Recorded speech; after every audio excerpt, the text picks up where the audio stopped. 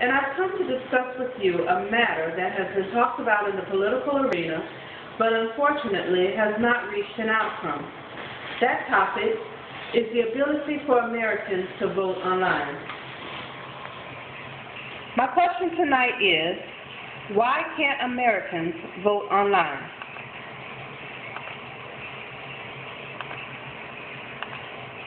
In an era where technology has revolutionized our lives, why can't our voting system and political system be revolutionized? Most of our daily tasks are done via the internet. Americans have become more trusting using computers for daily tasks, as well as companies and entrepreneurs doing business via the internet.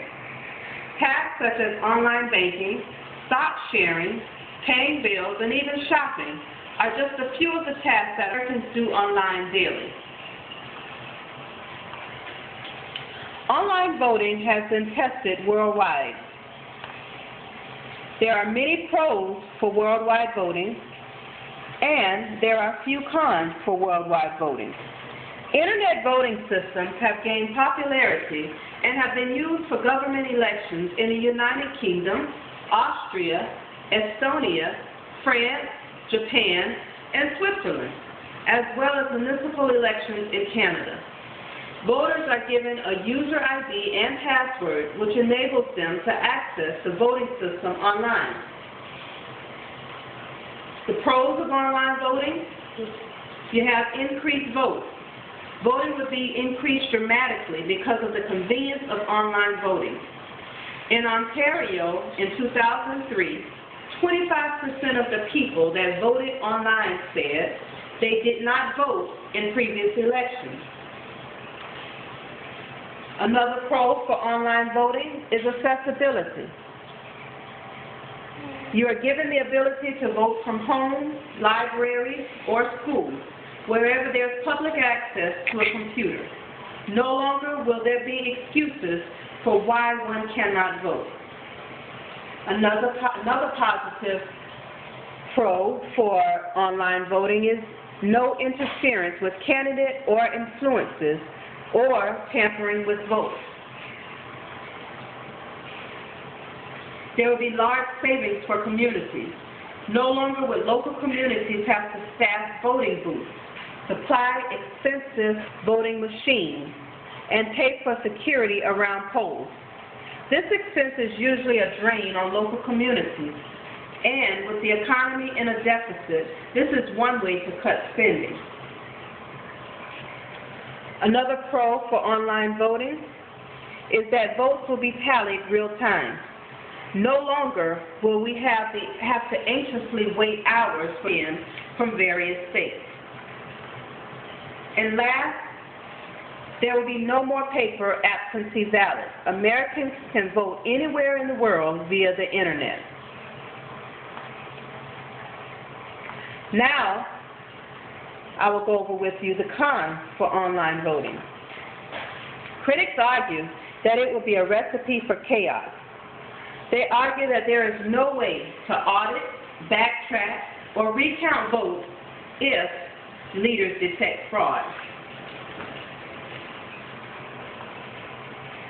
They also argue that it's unsafe. They feel that hackers with no political agenda will corrupt online users. And lastly, they have a concern for virus-infected computers. Computers are not getting more secure. They're getting more infected with viruses daily. Now, I've gone over with you the pros versus the cons. And as you can see, the positives outweigh the negatives. So my question still remains, should we vote online? Advocate says the time is right to seriously consider letting voters cast a ballot from the comfort of their homes or even the screens of their mobile phones. When asked this question, Rob Weaver, a former IT professional at IBM, and runs the blog Cyber the Vote, replied, "We voted the way we have for the past 200 years because we couldn't do any better than that. Now, we have this technology that has revolutionized the rest of our lives and can revolutionize our voting system and could revolutionize our political system. When we take a look at the pros and the cons, it's inevitable that there are more positive feedback than negative. In my opinion, I feel that America needs to slow its time. We're living in a time where even a 5-year-old can sit down at a computer and use it effectively. So why are we not utilizing this technology to work on our behalf in the political arena? The choice is yours. And to conclude my presentation on this evening, my question to you is, should we contact our local and state representatives and senators to bring this issue to Congress for a future referendum on the ballot? Should we vote online or not?